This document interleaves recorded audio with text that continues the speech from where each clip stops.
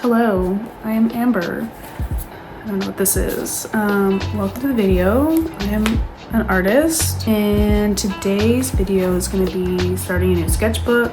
This one right here. So yeah, I'm excited to use that and crack into a new sketchbook, which is always exciting. I just finished my last one. You can see my sketchbook tour on there. I do have lots of other sketchbooks ongoing, but this is like my staple size that I work in the most.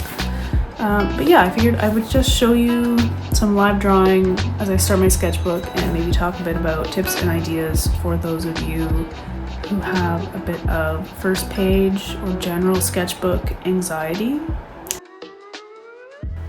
Before you even listen to these tips, think about, well, like, why are you unsure of what to draw on your first sketchbook page, or what is the thing that is holding you back? Are you worried about the aesthetic? Are you out of ideas? You know, what's the problem that you are facing? What's the thing, the barrier that's stopping you from just, doing it? And think about that. And then you'll be able to see going forward which tips are maybe more applicable to you. I do generally think most people have a bit of perfectionism fear, or a fear of like an ugliness stage, which is what most of these tips are catered to, because that used to be my personal experience with sketchbooks, was that I was afraid of them being ugly, and I didn't understand, like, your sketchbook didn't have to be a thing to be judged, which I struggled with because I went to university and I took fine art, and one of my classes was a drawing class where we had a sketchbook that we would have to share and would be critiqued, and that really sent me back mentally. I did not like the idea of sharing it. I felt judgment. I judged myself. Obviously, we are quite literally being judged to a degree, but the fact that I judged what I was doing beforehand is what really prevented me from using my sketchbook in a more meaningful and useful way. So with this sketchbook, I don't have a specific purpose in mind. This one is just like a general, all the time use sketchbook. It's not like one I specifically have for traveling or a mixed media one where I'm going to do more painting and wet media. It's just going to be general use, from some aesthetic spreads to general practice to just experimenting and doing whatever I want. It's basically my I feel like drawing, who knows what it will turn into sketchbook. So with that said, the first spread in the pages that when I open the book, for me, is going to be very scrapbooky, slightly messier, and I kind of want it to reflect a little bit of everything, so that when I open it up, I'm in that headspace of like, you can do whatever you want in here. It's not a skills practice specific sketchbook or a purely aesthetic one. It's not me necessarily like tracking my progress either. It's really just like a free creative space. I think one of the most common fears people have starting a first page in a sketchbook is that they are going to mess up or make something ugly that you won't like. And I think the best thing you can practice for yourself here, and honestly with all art, is working on like your perception and your mindset. Let's say you're afraid of messing up the first page. Okay, so what? You messed up. Well, you have the rest of the sketchbook to see visual improvement if that's a thing that really matters to you. And messing up or creating something you don't like doesn't mean the whole thing is going to look that way, right? It means you're going to really see your growth. You'll be able to look back and track your progress. And if this is still a bit of a struggle for you, just like remember, you can literally scribble over it. You can paint over it and try again. You can add scrap images to it, add little photographs, add receipts from places you've been. Like you really need to do whatever you have to do to take the pressure off. And for me, it starts with like the headspace. That's how I first got over it. It was like, this is not an aesthetic sketchbook. It's not like I'm doing full paintings in here or beautiful spreads. I don't have to share it. So knowing that, I can go into it and just be like, okay, just do it. And if I don't like it, I take a piece of paper, I do a drawing, or I find a drawing that I like that it's just laying around. Maybe it's something I drew while I was doodling, and I'll put it over top. Or I'll put a photograph in, or something that is inspiring me. So I have like junk journal stuff you can kind of see that I've done. And, you just have to kind of work on that. And I know it's not always easy, but it's really where it all starts, because if you can just kind of like let go of that fear and your self-judgment before you even do anything, then it's going to set you up to have a better time as well. And then you'll start to enjoy your sketchbook, and you will not, have that same anxiety. It'll be a place for fun and creativity, and not always about, doing something good or being better. Another tip, I think, for those who are concerned with having like a nice spread to start it off, is you should just draw something you're familiar with or comfortable with. You can even just recreate a drawing you've already done, or do a character you've already done, something that you're well versed in, just to say, like I said, to set yourself up when you open the sketchbook, or starting it, so that you don't feel discouraged from the get-go, if that's what you need. I do think maybe mentally it is beneficial to work on your state of mind towards that idea of perfectionism. I don't think that you need to have a beautiful first page, but I understand the desire, and I totally get why people want it. And I like mine to be somewhere in the middle. Like, I have one that is like, I didn't do it, I did it afterwards. I was like, oh, I should just fill this in. And honestly, I hate it. It's kind of ugly. But does it matter? Like, no, it really doesn't. And that's what you kind of have to embrace, in my opinion. I think you just embrace that screw it attitude. It really doesn't matter. And I think that's what the most important thing to work on is. Another thing you can do, if that, especially when it comes to the first page, if that like really stresses you out, you can just leave it blank. Like, you don't have to do anything. Another thing to consider when you're starting a new sketchbook is, why? What is your motivation? Why do you have a sketchbook? Why do you want to start it? Why are you worried about it? If you're not just working on a larger piece, if you're not working on scraps of paper, you have your sketchbook. What does it mean to you to work in this little booklet? And that can be anything from, documenting and visually documenting your day, your travels, your experiences. It can be thematic. Like I said, for me, the one I'm working on here is just my general fun sketchbook. But, I have sketchbooks that are more like that I practice characters in, or faces, or like pencil only drawings, because I don't love pencil in my sketchbook because it's so messy. Or things like a mixed media sketchbook. What is the sketchbook about? If you're worried about one like mine, where it's like you're all purpose, or you only have one, you don't have a bunch of sketchbooks, then think about, what is your intention with this little booklet? Do you want it to be connected in some way? Is it just for creativity and expression and experimenting? Think about that, and then try and channel that into your first page.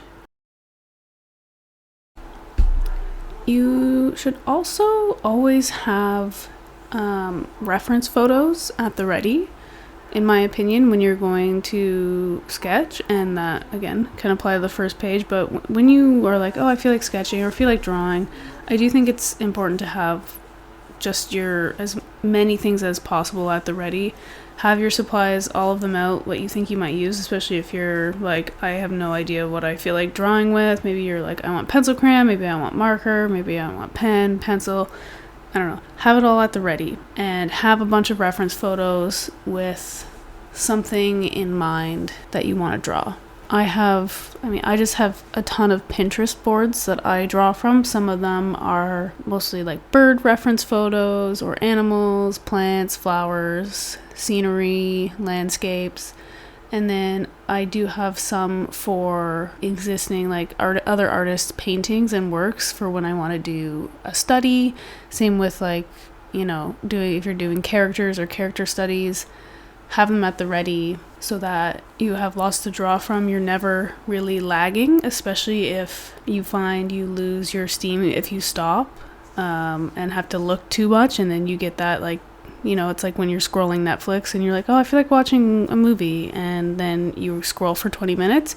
You don't want to get into that place, because then you just kind of give up because you can't find a picture you like.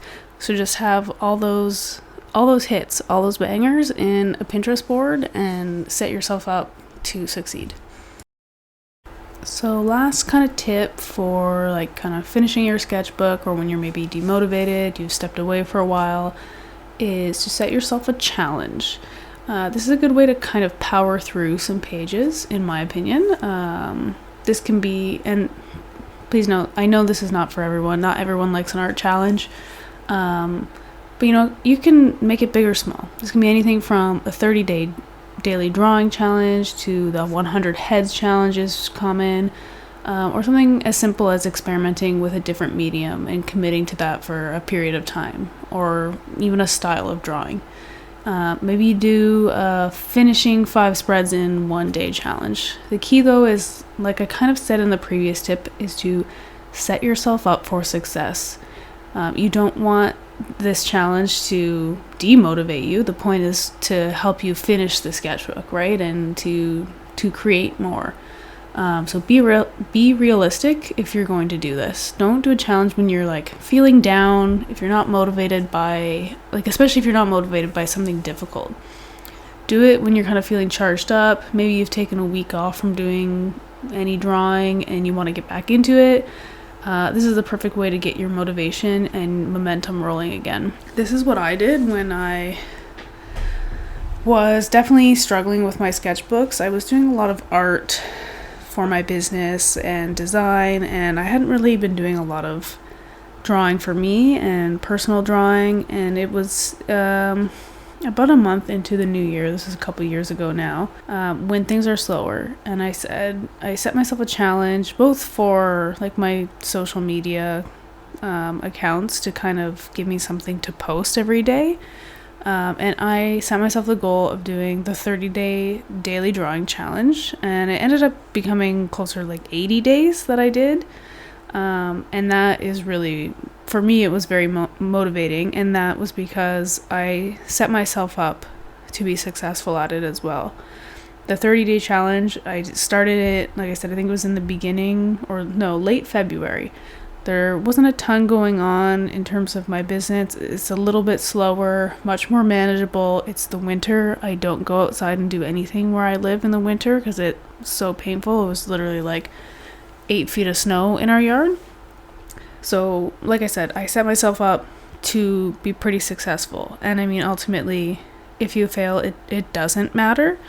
But in my case, the ball was rolling, I hit the 30 days, and I was still having such a good time that I ended up going to 80 days. And that's what I mean by, for some people at least, a challenge can give you a lot of momentum to keep going. I'm going to close off with just some kind of final thoughts, general advice. I think self-awareness as an artist is super important. And I mean, generally as a human being, it's pretty important. But as an artist, you have to really recognize the reality of the skill gap in the art world. You'll often have an idea or you'll visualize something in your mind that when you go to execute on it, is not even remotely close. Or maybe you don't even know how to execute on it. I found this to be one of my biggest struggles as a young artist. Because I didn't know how to get the results I wanted. I often didn't even try, which meant that I was never going to get where I wanted. You don't develop a skill just by wanting it. You develop it by doing it. That sounds really obvious when you say it, but it's true that we, as artists, think because we can visualize something or we have an idea and we have all these creative energy, that it just means that you should be able to create it just because you can think of it and visualize it, and that's just so not the case. Like, the biggest difference amongst highly skilled artists is their time on the page. You spend lots of time drawing, you're going to be better than you were when you didn't.